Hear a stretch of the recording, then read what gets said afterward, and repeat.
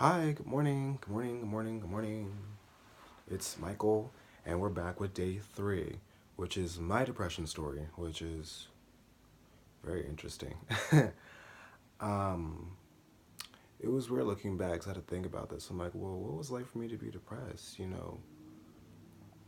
And realizing that it's been a lifelong thing. I've had depressed episodes, and I just felt I had depression, and it's something that I've been battling on and off when I think about it in essence since I was 10 or 11.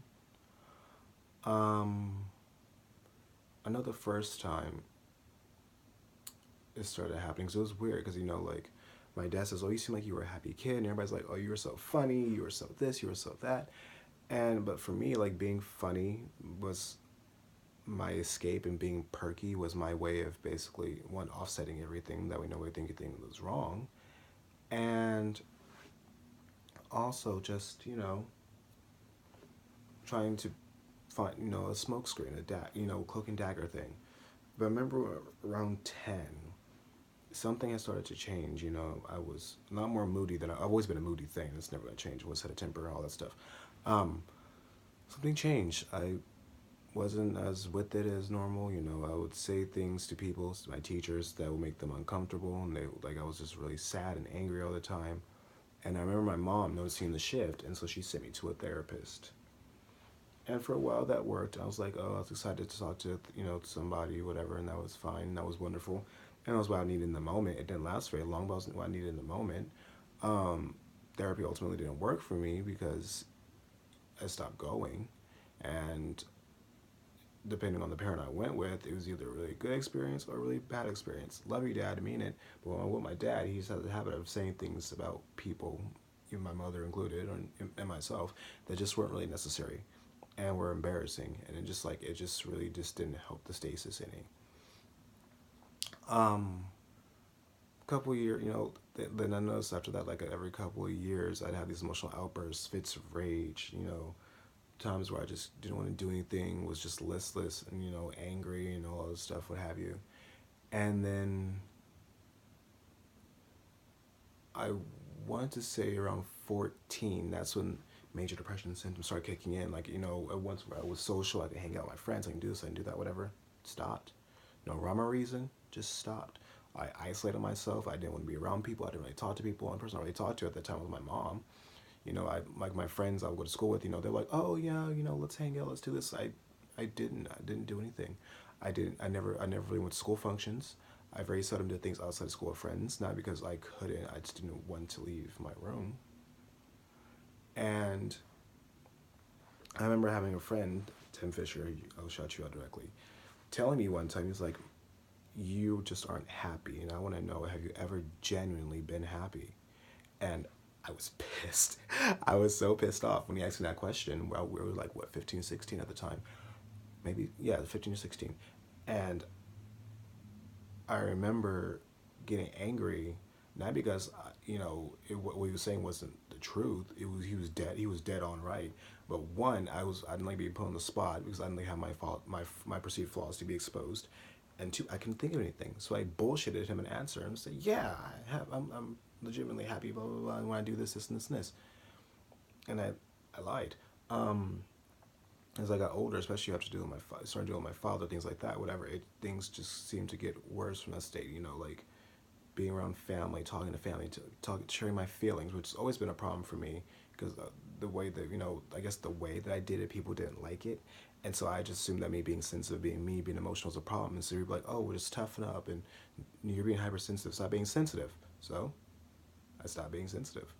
I stopped caring about things emotionally, whatever, and I started bottling everything up. And I'm like, okay, well, this is what you want, so this is what you're gonna get. And again, coming from that place of fear of not being good enough for being accepted, especially given my personal family history, my father leaving and, being called the house guest when I was a kid, which I know it was like 20 years ago, get over it, but it was hard for me to get past that. It just put this idea in my head that I wasn't enough, that I wasn't good enough as I was. And so being told, oh, you're too sensitive, you're too emotional, you know, men are like this, men are like that. I got to the point where it's like, okay, well, fine, I'm just going to be an asshole, and I'm not going to, express my feelings. I'm not going to be perceived as weak anymore. And that truly was the turning point for me, because it got hard and it got awful and it got awful quick. My 20s, got with my ex, and I was 19 when I got my ex, but my 20s were like, oh yeah, love you, whatever, blah, blah, blah, blah. And I panicked. I got into one of the deepest depressions I ever got into in my life, whatever, because there was a fear there. I was terrified of what that possibly could look like on the other side.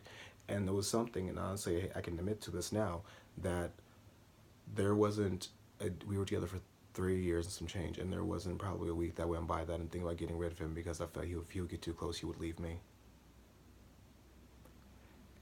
And I changed a lot. I was much more down. I was much more isolated, and even more so than I already was. And I could blame him for not doing things right, and there's a lot of things he didn't do right. But ultimately, I just became responsibility for my part, and having depression and not knowing what it is, and not knowing how to express it and how to verbalize that, because you're so disconnected from your emotions, was a huge reason why my relationship didn't work out last time.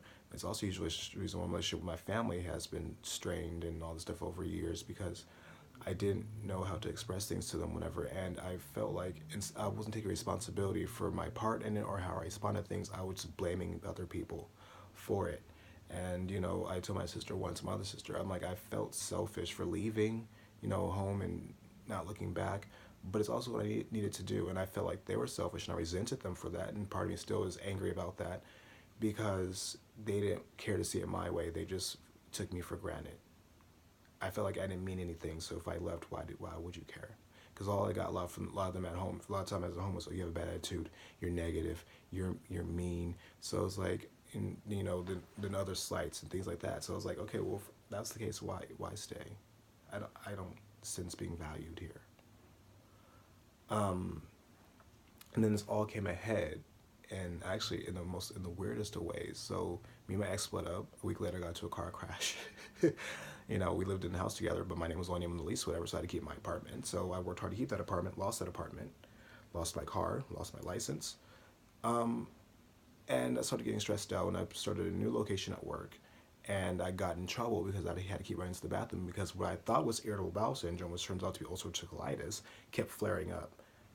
And people were like, he's always disappearing, blah, blah, blah, blah, even asking me what the problem was. And so I had to go to a doctor to get a physical. He's like, well, you're stressed out. Go see a therapist. I go to see a therapist, one of the most fabulous people I've ever met in my life. She reminds me of my sister, actually, which is probably why I thought she was so fabulous. And she was so fun. She was so sweet and so caring, so wonderful. And she's like, but I can't help you. You need a little more help than I can offer you. So go see a psychiatrist. And by this point, I'm thinking, okay, if you're depressed, that means you're crazy. That means you're not, something's wrong with you. Do I really want to do all this, whatever? But I'm like, you know what? I've always been that person, just try to stay the course, and I'm gonna get to the bottom of this. And no matter what happens, I'm gonna leave no stone unturned. I've been very tenacious in that way. So I'm like, fine, I'll go. I go, and it was not a good experience for me going into that room and talking to this woman. First and foremost, she was late, and there's nothing I hate more than being late. It irritates me. Highest level of positivity irritates me. She was late. We didn't really make eye contact. Like, I'm looking to this camera, you can see my eyes are whatever. She was at a computer. She was typing. Look over, ask a question, type some more. Look over, ask a question, type some more, whatever. And so there was no human component there for me. And at the end of it, she doesn't tell me what she thinks I have. She gives me a piece of paper, okay? So she gives me a piece of paper, and it says, you have depression, bipolar disorder 2, bipolar 2, anxiety. And then on the bottom, it was written in metabolic syndrome. I'm still not sure what that is, but given the fact that I'm not heavy set, I don't know, maybe because my weight has fluctuated. That's also a big thing with depression. My weight has fluctuated about 25 pounds over the years. So I've been as high as 177, I've been as low as 149, and it just keeps going in that thing. Right now, I'm at another low because I have not really been eating. I'm sleeping more now, thank goodness, but for a while that wasn't the case. And, in those with depression now, it just doesn't do well. And I remember somebody at work at that relevant time was like, oh, you look a mess, you just look this, you that. Because honestly, you stop caring about your appearance, you stop caring about how you come off to people, you just stop caring about everything. And I just didn't care. And it showed. And, those critics outwardly and inwardly just were not doing, were not doing me a great service. But going back to this woman, she's like, yeah, she's like, I want to get you on treatment. And her idea of treatment was going to see her as well as another therapist, which means shelling out more money for two people who turn out to be utterly useless, and taking meds. Took meds. First week was awful. I was like a zombie. So I was taking Zoloft, taking hydroxyzine and hydroxyzine for anxiety. But the problem is, around that time I started drinking a lot more, and that's what I mean about depression becoming a vice. Have your vices come through depression and bipolar. I drank a lot more and also started having a lot more sex, a lot more being a lot more promiscuous, and it didn't matter the body. It didn't matter if I was totally into it or not. It's like, your body, I have a need. I need a high. Let's do it. And mostly during my manic phase, and actually during the depressed, no, the manic phase, I just want to keep the high going, and during the depressed phase, I need the high to get back up, because honestly, because antidepressants take the edge off of everything, and so that high I'm not getting anymore, so I had to get it somewhere. So I got it from alcohol, I got it from sex, and unfortunately, that has caused a lot of problems for me. People like people. I tell people all the time, like, I drink a lot, and they're like, my mom would call me the alky, which would piss me off, but it wasn't too far from the truth, because when I went to go visit them, I always had a drink in hand, or always was near a source of alcohol for 3 weeks straight. So you can imagine what people's perceptions of me was like. I had alcohol in my bedroom. There were days I would not take meds because I knew I was going to drink. You understand me? It was bad. Sleeping around, it was awful. Me and my ex split up. I averaged a different person at night for a month, and just kept that trend going for about 2 years. After about 6 months on antidepressants, I went home, got into a car crash. Depression hit me again, and hit me hard. So even though I wasn't at work or anything like that, technically I would have been unfit to work. Luckily, I had FMLA paperwork, from past, because I slept a lot, because I got a new antidepressant, which made me tired all the time. And so I got back into work, and they fired me. And so the contingent was I can get my job back if I can have my doctor sign off on my FMLA paperwork and offer notes. So I had to go meet with her so she can do that for me. And what ended up happening is she asked me a question, and she's like, well, have you ever thought of hurting yourself? And I'm like, yes. She's like, have you ever done that? I'm like, yes, in the past I have. When I was younger, mom's not gonna be happy she sees this. I was about 11 or so, whatever. My little sister, I used to have these belts, these really sparkly belts. We used to use these belts for these Lego boxes. We would play basketball in the bedroom with the boys, and I tried to hang myself with that. I tried to have my brothers smother me. I did the cutting thing, across the stream, not the river. I upped the amount of ibuprofens, things I was taking, to the point where I thought, to the point where, to the point and to the hope that it'd be over, and I've thought about doing it again at that point. I was remembering, she's like, well, what stopped you? I'm like, talking to my niece is what stopped me from doing that, because she made me feel better. And she asked me, well, if you didn't speak to your niece, what would you have done? I'm like, I don't know, because I'm here. You know what I mean? And she's like, well, one of the things don't go your way, what's going to happen, blah, blah, blah, blah, blah, because your schoolwork's is being affected now because of this, and all this other stuff. What would you do? What would you do? What would you have done? I'm like, I don't know. I don't know. And she asked me how I felt about life, and I felt about life, how I feel about life often, is that it's a chore. And sometimes you don't feel like doing chores. And so she put me in a mental hospital for 3 days. And I remember being embarrassed, I remember being angry, and I remember being sad. I hate that term, but sad. And I remember, like, when they sent me to what they call an assessor, I didn't realize the assessor was a therapist. She's asking about my life, and normally we're starting off really calm, and then I'm screaming. I never in my life have screamed at someone the way I screamed at that poor woman, and I kept apologizing. And I was angry at the world. I was angry at myself. I was just bitter. And she's like, because I figured, okay, like, I told her, if I didn't hurt myself, whatever, the fact remains, I want to hurt other people. And I want to make people feel how they made me feel. And she's like, well, you need to be here. So for 3 days, I was there. Didn't really eat. Couldn't really sleep because I took medication to sleep. I didn't want to talk to people, didn't want to be around people. I met some interesting people towards the end, and very sweet people. I met the most wonderful person when I first got there. He was going to rehab for alcoholism and all that stuff. I've had wonderful conversations. So Brendan Forte, if you ever see this, you're out there, I still remember you. Um, and if ever there was a time I wanted to kill myself, it was definitely in that place. It was not where I wanted to be. But the bright spot in that was that my sister brought me to Boston for the first time shortly after that. So June 2015, I was in Boston for the first time, and I fell in love with the city. Um, and then, so I told myself I was going to get out of my work location. I was going to do something that I really wanted to do.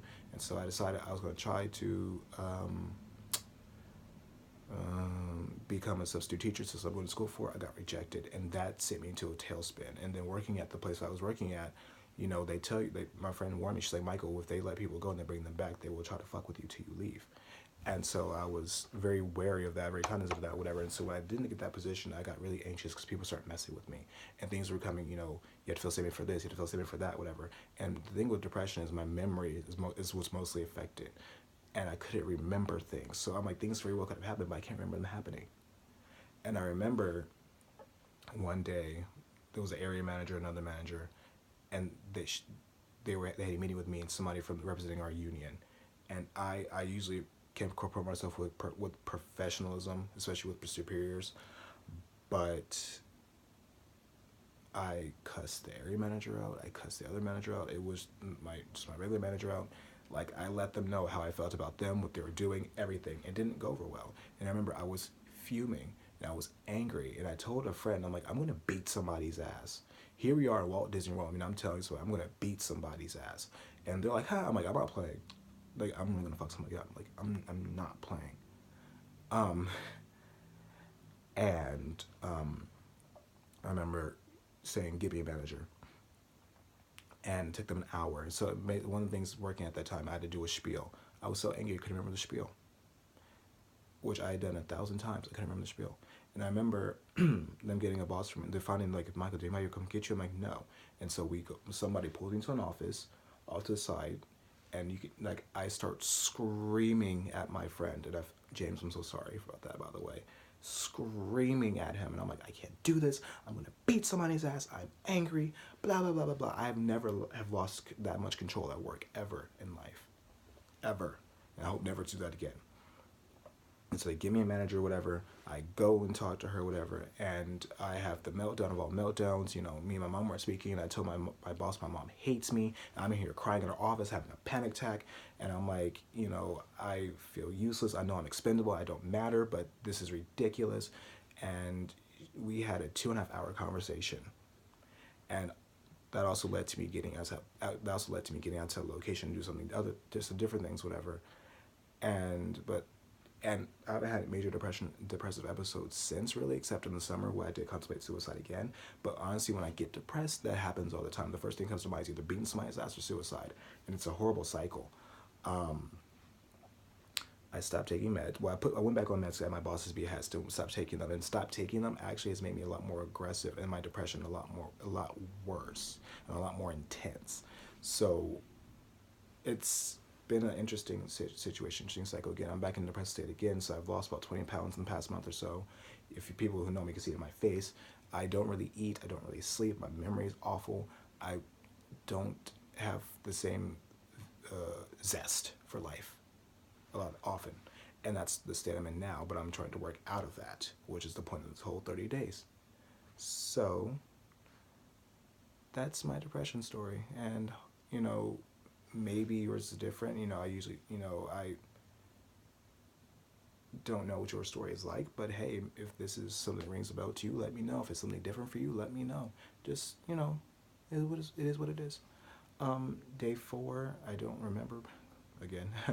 Trying to remember day 4. Oh, yes, day 4 is actually, the next piece is about not focusing just on the positives. So I'll leave you with that. My story is really long. I expect it to be this long, but I'm hoping that you gain something from it, and I'm hoping that this finds you well, and I'm hoping that you're in a good headspace, or a better headspace, or an okay headspace, or enough to where you say, I'm okay. That's fine. Also, like to give a shout out to my best friend, who helped me through this a lot for the past 4 years. I don't know what I've done without her. My sister has been amazing. My sisters, Alyssa, Sabrina, Kiara, You know, my brother Jeremy's tried to help me. My mom's tried to help. You know, I've had help. Let's not get it twisted. You know, people think they're alone in this in depression, and they're not. So, you know, shout out to my friends, shout out to my family who's been helpful. Shout out to my niece and my nephew, Zion Ty. You know, you've really helped me get through this, and I can't thank you guys enough for that. So just remember, there's always someone out there that's willing to listen to you or help you, even if it's a child. So bear that in mind. Namaste.